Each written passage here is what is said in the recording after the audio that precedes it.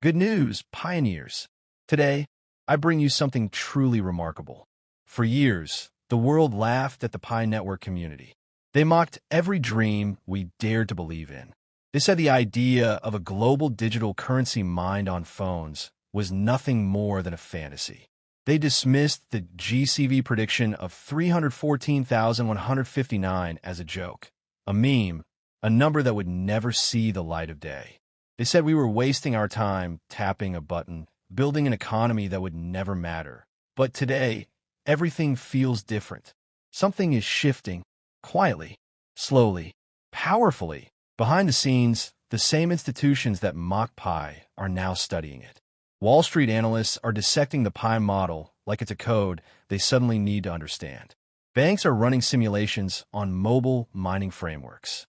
Financial research teams are investigating non-traditional blockchain ecosystems with massive, verified user bases. And here's where the story gets exciting. When you put all that data in front of them, the impossible suddenly starts to look possible. That number everyone laughed at doesn't look crazy anymore. It looks calculated. It looks intentional. It looks like a blueprint that becomes clearer the deeper you analyze it. Today, I'm going to walk you through exactly why major institutions might be preparing to make their move on Pi Network and what this could mean for every single pioneer holding Pi right now. Hello again, Pi Network family. I'm your host, Nathan. And before we go deeper, let me welcome every single pioneer from around the world. Whether you're watching from Nigeria, Papua New Guinea, the United States, India, the Philippines, Canada, Kenya, or any other place across this beautiful planet, I'm genuinely excited to share this powerful moment with you. Because what's happening right now may be the turning point we've all been waiting for. Before we move forward, make sure you hit subscribe and tap the notification bell so you never miss updates that could change your future in this ecosystem. Drop a comment saying Pi Network to the moon and tell us your country. Let's flood the comments with pioneer energy and show the world just how unstoppable this global movement really is. Now, let's get real for a second that I'm not here to promise you any price. I'm not here to shout predictions or hype you with illusions. What I am here to do is show you why some of the sharpest financial minds in the world are suddenly giving Pi their full attention. And trust me, this might surprise you that here's what's happening behind closed doors. For the very first time, Pi Network is appearing in institutional research reports. Not public blogs, not hype posts. I'm talking about private internal documents, the kind investment firms use when evaluating emerging opportunities before anyone else knows what's coming. And three major factors are making these analysts stop and take notice. The first factor is user volume. More than 35 million members have completed KYC. That's not just a metric. That is a fully formed digital population. To put this into perspective, there are countries whose entire payment systems aren't used by 35 million people. Yet Pi has that many verified participants preparing to operate inside a single blockchain economy. But that's not a community. That's an economic force waiting to be activated. The second factor is compliance. And this is the part most people completely misunderstood. Many pioneers complain about KYC. They said it was unnecessary, slow, and annoying. But institutions see KYC as the foundation of legitimacy. No major bank is going to risk interacting with anonymous wallets moving billions. But a decentralized network where every participant is verified changes the conversation entirely. Suddenly, Pi isn't a wild experiment. It becomes a safe, structured, auditable environment that banks can work with. The third factor is regulatory alignment.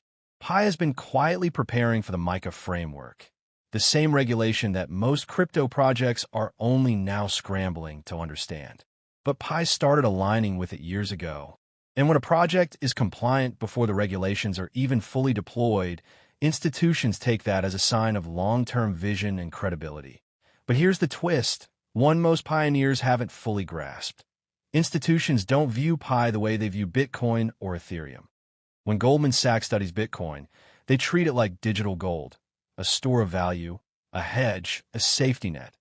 When they analyze Ethereum, they see a technology infrastructure, a platform powering decentralized apps. But Pi is something entirely different. What institutions see in Pi is a potential future economy. A closed-loop digital environment with real buying power, real merchants, real participants, and built-in demand. A self-sustaining economic engine where value comes not from hype, but from human activity. Bitcoin is valuable because it's scarce. Ethereum is valuable because developers build on it.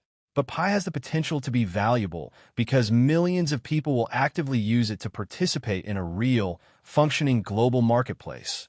That, right there, is what makes big money lean forward in their chairs. Now, I know some of you feel skeptical. It seems unreal. It feels too quiet. You may be thinking, if institutions cared, wouldn't we see it? Wouldn't they announce it publicly? But that's not how institutional money moves. They never act loudly at the beginning. They research quietly. They send analysts to study models. They meet privately with project teams. They monitor how engaged the community is. They watch merchant adoption. They study transaction potential. They run simulations, hundreds of them. They did this with Bitcoin from 2015 to 2017. They did it with Ethereum from 2016 to 2020. And by the time the world saw headlines like institutional adoption incoming, the smart money had already filled their bags, which brings us to the signals. The real, observable signs that institutions are analyzing Pi right now. Signal 1. Pi is building a self-contained digital economy. Banks love high-activity networks. Credit card companies don't profit from dollars. They profit from transaction flow. Pi is creating a system with marketplaces, merchant tools, peer-to-peer value exchange, and app-based utilities. This is a financial ecosystem, not just a token. Institutions know how valuable transaction-heavy ecosystems are. Signal 2. Merchant adoption. Before open mainnet, thousands of merchants worldwide already accept Pi. Restaurants, stores, salons, service providers, they're doing this without official tools or integration systems. Imagine what happens when Pi launches professional merchant tools. Transaction activity could explode overnight. Institutions know that long-term value follows utility. Signal 3. Pi is built for digital-first populations. The next billion crypto users won't come from the US or Europe. They'll come from Africa, Asia, South America, regions where people may not have bank accounts but do have smartphones. Pi gives them access to a digital economy without the barriers traditional crypto has. This is inclusion on a scale never seen before. And when millions of new participants enter a shared economy, demand becomes something that can support values few people can even imagine right now. And that brings everything full circle.